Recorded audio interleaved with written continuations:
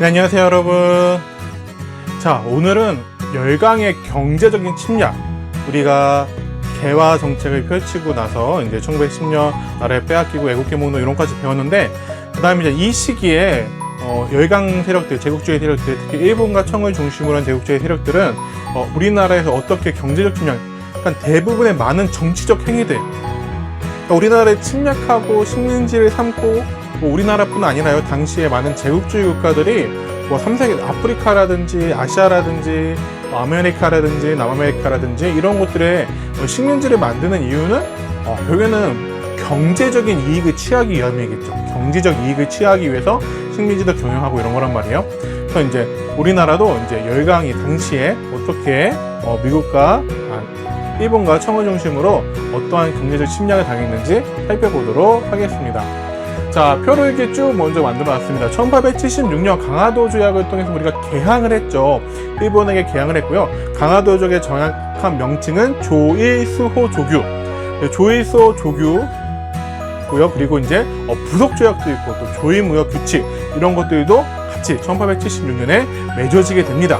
자, 그러면서 뭐 밑에 있는 거류지 무역이라든지 아니면 무항세, 항구 이용료 안 받는 거, 무관세 뭐 이런 내용들도 들어가 있게 되어지고, 또 1880년 이모곤란을 통해서는 이모곤란 이후에 조총상민 수륙 무역 장정이라는 청나라하고의 이제 장정은 조약보다 오히려 낮은 거라겠죠. 조약은 그래도 형식상 두 나라가 대등한 관계에서 맺은 거라면은 장정은 위에 나라가 아래 나라에게 일방적으로 이렇게 할 거야 라고 통보하는 형식이 바로 장정이라고 얘기를 했습니다. 그리고 요거는 이제 조일소 조규 속약. 조일소 조규가 뭐예요? 강화도 조약이죠. 강화도 조약에 있는 내용을 한번 바꾼 조일소 조규 속약이라는 것도 1882년에 있게 되어집니다. 그리고 84년에 조일통상 장정. 어느 나라하고 맺은 걸까요? 그렇죠. 일본과 맺은 거겠죠. 조일통상 장정. 원래 보면은 속약, 강화도 조약이었잖아요. 일본과 맺은 거는 조약이었잖아요. 근데 지금 일본도 이제 뭐라고 합니까? 자기네도 장정이라고 합니다. 장정은 뭐라고 했어요? 방금 전에 얘기했죠? 저 위에 나라가 아래 나라에게 일방적으로 통보하는 형식, 장정을 쓰게 되어집니다. 자, 그리고 1894년에 요 사이에 이제 청나라하고 일본하고 아웅다웅 하다가 결국에는 청일 전쟁이 벌어지면서 청이 이렇게 밀려나게 되어지죠. 자, 그리고 나서 시모세키 조약 체결하고 야오동만도 이런 것들을 일본이 차지했지만 삼국간섭으로 다시 되돌려주게 되자 고종과 중전 민씨가 어느 나라에, 그렇죠, 러시아에 접근을 하게 되죠. 그래서 러시아 접근을 했다가 의미사변이 일어나가지고 친여패 핵심 인물이라고 일본이 생각했던 중전 민씨가 시해당하게 되어지고, 고종이 아간파천 러시아 공사관에서 세팡살이를 하게 되어지죠. 이 세팡살이 하는 과정 중에 아무래도 다른 나라 공사관이 한 나라의 왕이 살다 보니까 이 시기가 열강의 이권 침탈이 아주 극심했던 시기가 되겠습니다. 이따 살펴보도록 하겠고요. 자, 그런 가운데 좀 러시아랑 일본이랑 세력 균형이 좀 이루어지다가 결국에는 일본이 러시아랑 전쟁을 벌여서 러시아를 이기게 되어지죠. 자, 그러면 그 와중에 본격적인 침략의 야욕들을 드러내면서 우리나라의 토지를 침탈하기 위한 작업들을 해 나가게 되어지고, 나중에는 1차 한일 협약으로 재정고문으로 왔던 메가타라는 인물이 화폐 정리 사업을 하면서 우리나라의 재정과 금융 또한 지배하게 되어집니다. 그 내용들을 이제 하나하나 살펴보도록 하겠습니다. 자, 먼저 강화도 조약, 거류지 무역입니다. 거류지 무역. 거류지라는 것은 이제 뭐 조개, 조차 뭐 이런 말로도 이제 많이 쓰는데요. 자, 개항 직후에 일본 상인은 개항장에서 10리 이내로 활동 범위가 제한되어져 있었습니다. 강화도 조약에 있는 내용들이었죠. 강화도 조약 이제 부속 조약들에 있는 내용이었는데, 거류지라는 것은 일본 상인들이 우리나라에 물건을 가지고 팔려고 들어와요. 그래서 부산, 원산, 인천 세 군데를 개항을 하잖아요. 들어오면은 이 일본 상인들은요, 10리 이내, 개항장 이내 10리 이내에서만 물건을 사고 활동을 할 수 있었기 때문에 직접 내륙으로 들어와서 조선인들을 만나가지고 물건을 팔지 못해요. 그래서 거류지, 이 개항장 이내 10리 이내에 있는 조선 상인들, 조선 객주나 여각, 보부상 같은 조선 상인들한테 물건을 넘기게 되어집니다. 그럼 물건을 넘기면은 이 일본 사람들이 갖고 온 물건을 산 조선인 상인들이 내륙으로 들어와서 물건을 팔게 되어져요. 이거를 이제 거류지 무역이라고 합니다. 자, 표를 좀 볼까요? 자, 표를 보면은 가운데 조선 상인이 있죠. 가운데 조선 상인이 있고, 조선 농민, 조선 백성도 있고, 일본 상인이 있죠. 그러면서 가운데 요 거류지 무역 시스템은 조선 상인들이 일본 상인과 조선 백성들 사이에서 중개 무역을 해주는 형태예요. 그렇기 때문에 조선 상인들도 돈을 좀 많이 벌 수 있는 그런 형태가 되겠습니다. 그래서 주로 일본 상인들로부터 뭘 사오게 되어지냐면은 면직물을 사오게 되어져요. 그래서 처음에는 영국산 면직물들 이런 것들을 일본도 갖다 팔게 되어지고, 나중에 일본도 산업화를 성공한 다음에는 일본산 면직물들도 들어오게 되어지죠. 그리고 일본은 우리나라에서 쌀을 사가게 됩니다. 쌀이라든지 콩이라든지 쇠가죽, 소가죽 이런 것들을 일본 상인들이 사가는 그런 체제가 이때 이루어지게 돼요. 그래서 요거를 미면 교환 체제라고 해요. 쌀 미자, 면직물, 옷감 면자. 그래서 일본이 우리나라에 면직물을 팔고 쌀을 사가는 체제에서 미면 교환 체제라고도 얘기를 합니다. 그래서 이 상태에서는 이제 조선 상인들도 돈을 많이 벌 수 있는, 일본 상인들이 조선인들이 직접 만날 수는 없는 그런 체제라고 할 수가 있겠습니다. 자, 그래서 일본 상인들이 이제 점점 활동을 시작하게 되어지는데요. 이제 강화도 조약을 시작으로 활동을 하기 시작하는데, 영사재판권과 무관세 규정 등 특권을 내세워서 약탈적 무역을 하게 되어집니다. 그러니까 되게 일본인들에게 강화도 조약과 그 부속 조약들에서 일본 상인들의 특권을 너무 많이 몰아줬던 거예요. 그래서 영사재판권, 치해법권도 적용받죠. 그러니까 나쁜 짓 하더라도 잡혀가 영려가 오니까 불법적인 행위들도 하게 되어지고요. 그리고 무관세 규정, 관세라는 것 자체가 우리나라 산업을 보호하기 위해 하는 거잖아요. 근데 이제 보면은 이제 조일 무역 규칙, 그러니까 강화도 조약 때 맺어진 조일 무역 규칙, 조선과 일본의 무역에 관한 규칙에 보면은 관세 규정 자체가 없어요. 관세 규정 자체가 아예 없기 때문에 그냥 무관세라고 하는 거예요. 그러니까 관세를 어떻게 부과한다라는 게 없기 때문에 얘들은 무관세다라고 아예 관세를 내지 않고선 일본 상품들이, 일본에서 사온 물건들이 들어온단 말이에요. 그러니까 가격 경쟁력을 갖출 수 있잖아요. 그렇기 때문에 우리나라 물건들은 이렇게 도태되는 그런 결과를 가져오게 되어집니다. 그리고 또 무항세도 있었죠. 일본 배가 들어오면 우리나라 항구 이용료를 내야 되는데, 이런 항구 이용료를 전혀 내지 않는 무관세, 무항세, 이러한 정책들을 바탕으로 일본 상인들이 활개를 치게 되어집니다. 그래서 아까도 얘기했지만 영국산 면제품 중개 무역을 하고요. 또 조선 곡물을 대량으로 수입해 가게 되어집니다. 이렇게 거류지 무역, 항구를 중심으로 있던 거류지 무역들이 이루어지게 되죠. 자, 그 다음에 1882년 이모군란 이후에 조청상민수륙무역장정, 이름도 길어요. 조청상민수륙무역장정을 체결하게 되어집니다. 자, 이렇게 강화도 조약 맺어지고 막 이러다 보니까 일본의 영향이 막 커져요. 커지다 보니까 청나라가 이거 봐라, 안 되겠네? 라고 하면서 이모군란 이후에 장정, 그렇죠. 장정 아까 뭐라고 했어요? 세 번째 얘기하는 겁니다. 저 위의 나라가 아랫 나라한테 일방적으로 통보하는 형식, 장정. 그래서 이 조청상민수륙 무역 장정의 내용들 어떤 거 있을까요? 예전에 이모군란 때도 했었는데요. 양화진, 서울의 양화대교 알죠? 양화대교에 있는 그 위쪽에 있는 양화진에 청나라 상인들이 진출할 수 있게 돼요. 그러니까 거의 한성 가까이 진출할 수 있게 되었던 거고요. 그래서 이제 청상인의 내륙 진출도 허용해주고, 물론 조약 이제 장정의 내용을 보면은 무조건 허락해준다 이런 내용이 있진 않지만, 지방 간의 허가를 받으면은 할 수 있다. 단서 조항이지만 허가를 받으면 들어갈 수 있으니까 청상인의 내륙 진출을 하게 되어지죠. 자, 그래서 나중에는 영국이나 이런 나라들도 최혜국 대우를 내세웁니다. 그러니까 미국 조미소 통상조약 때 최혜국 대우를 시작되었죠.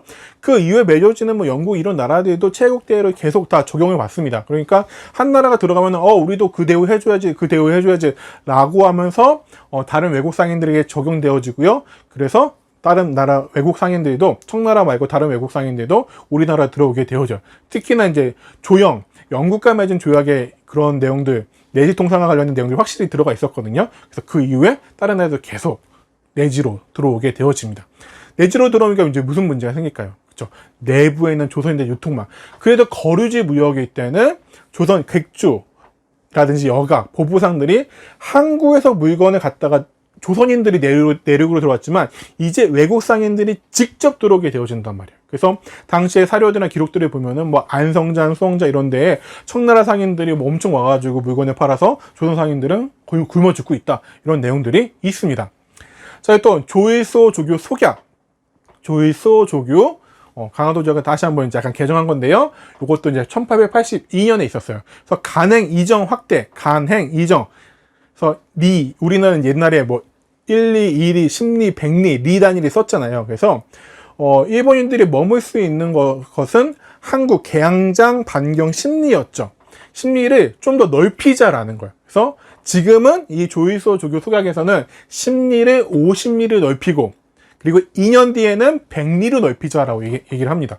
그러니까 100리면은 인천을 기준으로 보면 서울까지 들어오는 거예요. 서울까지 들어올 수 있게 하는 그런 개정을 하게 되어지고, 또 일본 외교관이나 가족들이 조선 여행을 할 수 있다, 뭐 이런 내용들도 들어가 있습니다.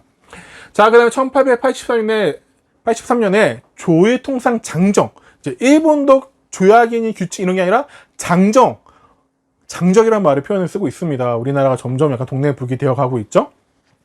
그래서 조일통상 장정에서는요, 근데 그래도 우리나라 계속해서 요구했던 게 있어요. 특히 1882년에 조미수호 통상조약을 맺으면서 미국은 그래도 어느 정도 협정 관세, 일부분 관세를 조선 정부가 부과하는 것을 인정해 주거든요. 그래서 조선 정부에서 이걸 바탕으로 해서 계속해서 미국도 관세 내니까 일본 너네도 관세를 좀 내줘라고 해서 요구를 계속합니다. 그래가지고 여기서는 이제 조선의 관세 자주권을 일부 인정하는 그런 성과도 있었어요. 그래서 일본 상인들도 일본 물건들도 관세를 좀 부과할 수가 있었던 거죠. 또 일본이 무제한적으로 곡식을 가져갑니다. 무제한적으로 곡식을 가져가려고 했던 이유는 뭐냐면요, 일본이 당시에 이제 산업화를 막 하고 있었어요. 이제 자기네가 뭐 탈아입고 하면서 우리는 아시아의 모습을 하고 있지만 이제 유럽이다 하면서 산업화를 한단 말이에요. 근데 이제 모든 나라도 그렇고 우리나라도 이제 뭐 60대 70대 그랬지만 산업화를 처음 하는 나라들에서는 그걸 앞에 있는 나라들 따라잡기 위해서 노동자의 임금을 싸게 유지하면서 이 노동력을 바탕으로 산업화를 한단 말이에요. 근데 노동자들한테 월급을 싸게 주면서도 부리기 위해서는 무엇도 같이 낮아야 되냐면은 곡물 가격도 낮아야 돼요. 왜냐면 그래서 싼 월급, 적은 월급을 받고도 먹고는 살게 해줘야 되잖아요. 그렇기 때문에 이 싼 곡물 가격을 유지하기 위해서 일본 노동자들이 싼 가격에 곡물을 사서 밥을 해 먹을 수 있도록 하기 위해서 우리나라의 쌀이나 콩 이런 것들을 대규모로 가져가게 되어졌던 거죠.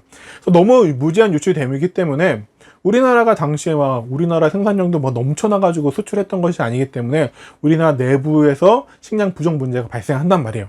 그렇기 때문에 반공령에 대해서 지방간이 우리 지역에서 너무 곡식 유출이 심하다 그러면은 수출을 금지할 수 있는 그런 규정이 반공령이 나옵니다. 이건 다음 시간에 좀 더 자세하게 하도록 하겠고요.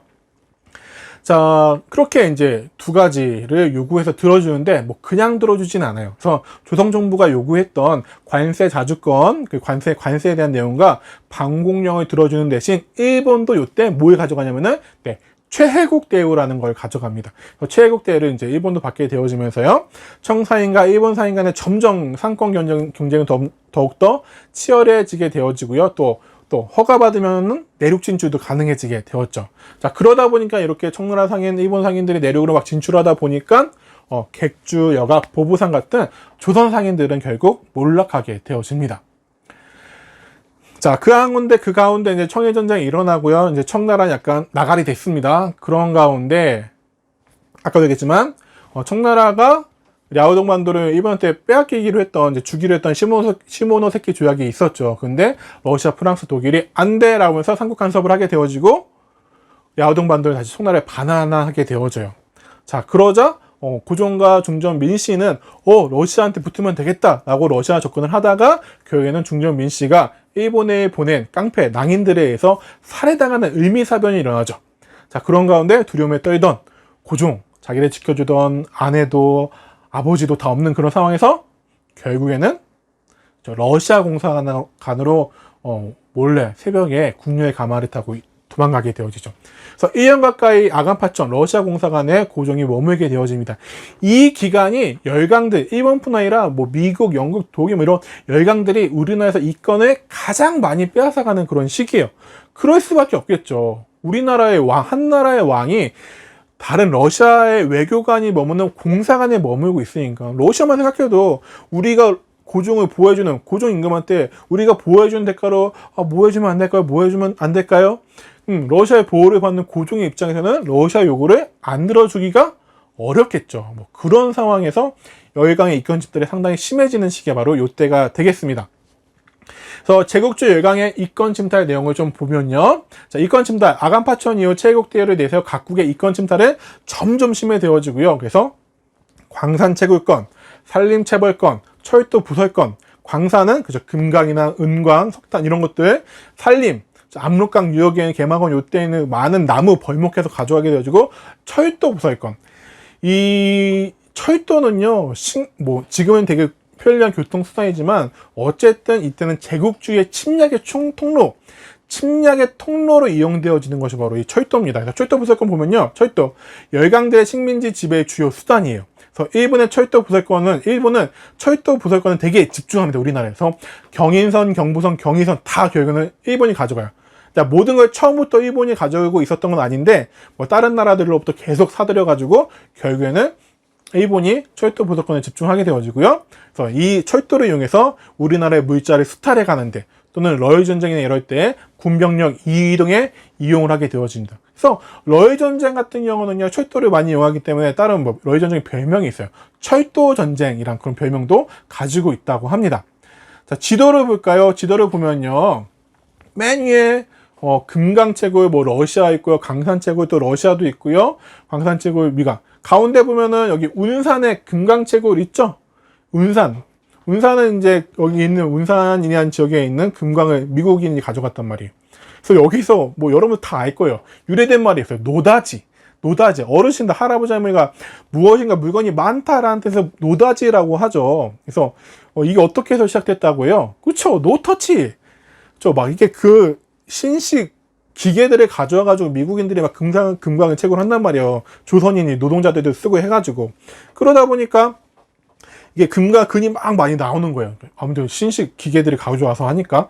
그러다 보니까 이제 조선인들이 엄청나게 많다 라고 해서 와, 금발면서 몰려드니까 미국인들이 손대지 말란 뜻에서 노터치 얘기했는데, 우리나라에서는 그래, 많아 노다지 라고 해가지고 노터치가 되게 많다라는 뜻의 노다지로 변해서 지금도 쓰이고 있는 그런 것을 볼 수 있겠죠. 자, 그리고 압록강 산림 체불권, 그래서 체벌권에서 러시아가 또 가져가게 됐고요. 자, 철도 보세요. 철도 보면은 경의선 부설권을 프랑스가 원래 가져갔는데 일본이 나중에 가져가게 되어지죠. 그리고 경인선 부설권도 미국이 가져갔던 것을 일본이 가져가게 되어지고요. 그리고 경부선도 일본이 애초에 갖게 되어졌죠. 중간에 이제 프랑스나 이런 나라들이 철도 부설권 가져갔다가 자금 사정 등으로 인해서 못하겠어 라고 해서 대한제국에 반납을 하거든요. 그래서 대한제국이 이제 스스로 막 철도회사 만들어가지고 하려고 하는데 결국에는 일본이 가져가고 뺏어가 버립니다. 철도가 워낙에 중요하다고 판단을 했던 거죠. 이게 이제 아간파전이 있었던 그 시기에 가장 많았고요. 자, 그 다음에 이제 1904년 러일 전쟁입니다. 러일 전쟁 중에 일본은 본격적으로 침략의 야욕을 드러내죠. 그래서 앞에 시간에 배웠던 그렇죠, 한일 의정서라든지 대한시대 강령이라든지 제1차 한일 협약 이런 것들을 통해서 우리나라 이권들을 가져가기 위해서 상당히 노력하게 되어집니다.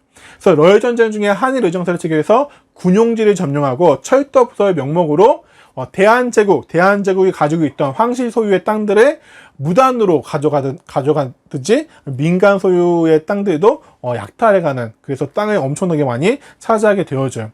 자, 그러면서 또 이제 우리나라에 일본의 빈민들, 일본의 가난한 농민들이 이주시키기 위한 그런 계획들을 세우기 시작해요. 이주 계획을 세우기 시작하면서, 그러다 보니까 우리나라에 땅이 필요하겠죠. 그래서 황무지 개간권, 우리나라 대한제국의 황무지를 우리가 개간해서 쓰겠다. 개간해서 쓸 테니까 내놔라라고는 황무지 개간권을 요구하거든요. 근데 요거는 이제 보안회가 반대해서 이루어지지 못했지만, 나중에는 결국에는 이제 동양 주식회사 이렇게 생기면서 다 빼앗기게 되어지죠. 그래서 1908년에는 동양척식 주식회사, 영국의 동인도 회사 이런 것들 본딴 거겠죠. 그래서 대한제국에서 수탈한 토지들을 일본인들에게 헐값에 판매하면서 일본인들이 이제 대거 우리나라로 오게 되어지고요. 한국인들을 이제 일본인 지주들이 소장농으로 부리면서 이제 식민지 지주제가 이제 시작되어진다라고 볼 수 있을 것 같습니다. 그러니까 그 당시에 이제 광고나 이런 것들을 보면요, 일본에서 한국으로 이주하는 이민 광고를 막 내고 그래요, 신문에서.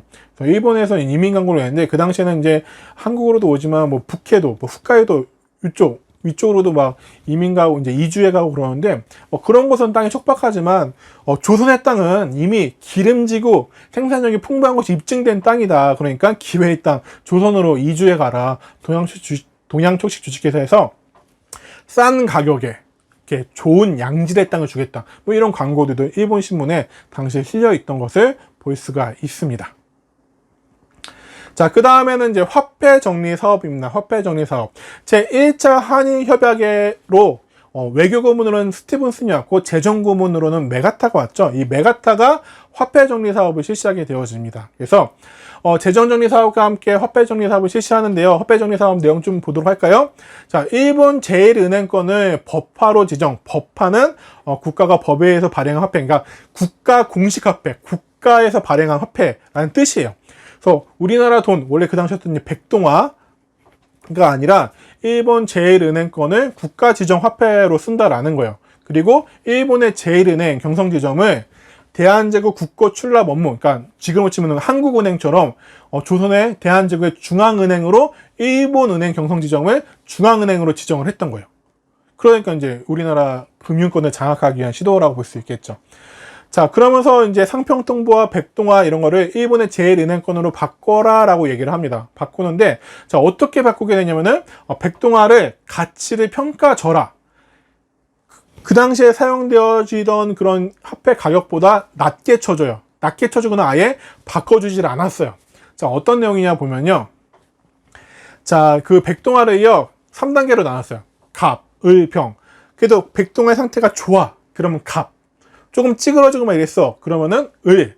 뭔가 되게 뭔가 많이 망가지고 이랬어. 그 당시에는요, 막 위조 백동화. 그러니까 국가가 만든 백동화 말고 이렇게 막 외국인들이 아니면은 이렇게 그냥 민간에서 막 조악한 품질로 불량품으로 막 만들었던, 요즘으로 치면 약간 위조 지폐 같은 느낌이죠. 그런 것들이 많았단 말이에요. 근데 이제 그것도 어쨌든 유통이 되고 있었는데 그런 것들을 다 모여서 이제 평. 그래서 이것들은 품질이 안 좋으니까 아예 바꿔주지 않아요. 그래서 갑으로 판명이 되면 신화폐로 100% 교환을 해줬다고 해서. 그래서, 하나당 이전 오픈에 해당되는 신식 화폐에 제1은행권으로 교환을 해주는데, 품질이 을이다라고 하면은 이전 오픈이 아니라 일전이니까 이전 오픈을 100%로 보면은 일전이면 그죠. 40%. 그러니까 내가 1,000원 있었는데 신식 새로운 화폐를 바꾸러 갔더니 1,000원이라 얼마만 주는 거예요? 이건 400원어치밖에 안 되라면서 400원만 주는 거예요. 그리고 품질이 병이면은 병. 이름 약간 느낌부터가 병, 그쵸? 그래서 아예 바꿔주지도 않아요. 내가 1,000원을 가지고 있었는데 내 돈이 병이라고 판명이 되면은 아예 돈을 주지 않아요. 그러니까 어떤 문제들이 생길까요? 내 재산이 막 줄어드는 거예요. 근데 일본인들은 이미 우리나라였던 일본인들, 백동화를 많이 가지고 있는 일본인들은 그 소식들을 미리 정보로 알고 있었기 때문에 거의 해결했단 말이에요. 근데 이거 실시되기 거의 발표를 4일 전인가 신문을 통해 했다고 해요. 그러니까 조선인들은 이거를 막 바꾸고 해결할 틈이 없이 화폐 정리 사업이 싹 실시되어 버리니까 그나마 있었던 우리나라 민족 자본가들, 그나마 뭔가 상해사를 차리고 이랬던 사람들도 자기의 재산이 막 40%, 50% 반으로 깎여버리는, 그래서 민족 자본이 무너질 수밖에 없는 그런 상황이 벌어지게 됩니다. 그래서 백동화의 가치 평가 전함의 교환을 거부하면서 우리나라에서는 자기가 갖고 있는 재산이 막 반토막 나는 거겠죠. 아예 망하게 되어지는 거죠. 그러면서 국내 상공업자가 몰락하는 결과가 이루어지게 되었죠. 안타까운 일이 아닐 수가 없습니다.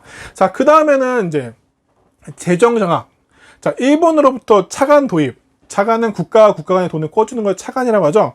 화폐 정리 사업이랑 또 재정 정리, 이런 것들 대한제국 논에 화폐 정리 사업도 우선 해야 될 것 같다. 일본이 하는 얘기예요. 대한제국 니네 우리가 도와줄게, 화폐 정리 사업도 하자. 그리고 재정도 어떻게 정리하고 근대화도 해야지. 그러기 위해선 돈이 필요한데 우리가 돈 꿔줄게. 일본이 돈을 꿔줘요. 돈을 꿔주는데 그러면 우리가 막 마음대로 쓰는 것이 아니라 대한제국이 그래서 일본으로부터 거액의 국채, 돈을 빌려오게 되어져요. 근데 그 돈을 누가 쓸까요? 우리가 쓰는 게 아니라 일본이 돈을 꿔준 다음에 자기네가 마음대로 써요. 그래서 일본이 대한제국의 재정을 장악한 다음에 금융도 지배하는. 그래서 일본이 하고 싶은 대로 막 뭐 철도 넣고 막 이런데 우리한테 돈을 꿔준 다음에 그걸 쓴 다음에 그건 누가 갚아야 돼요? 우리가 갚아야 되는 그러한 문제들이 발생하게 되어집니다. 그래서 그것 때문에 이제 어떤 일들이 벌어졌어요. 애국개몽 운동 중에 국제보상 운동, 이런 돈 우리가 일본한테 돈을 꿔가지고 정말 꾸고 싶지도 않은데 강제로 꿔주고선 이거 갚으라고 난리를 치니까 이 돈을 가지고선 뭔가 우리가 약간 을이 돼버리니까 이 돈 우리가 백성들이 갚아주자라는 국제보상운동, 이런 것들이 일어나게 되는 원인이 되었죠.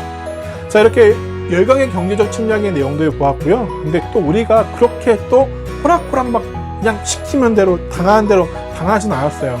결론적으로 나라를 빼앗기긴 했지만 이 과정에서도 우리도 뭔가 스스로 힘을 얻어보기 위해서 또 우리 스스로 이겨내보기 위해서 열심히 노력하는 부분들이 있거든요. 다음 차시에는 어떻게 우리가 대응해 나갔는지를 살펴보도록 하겠습니다.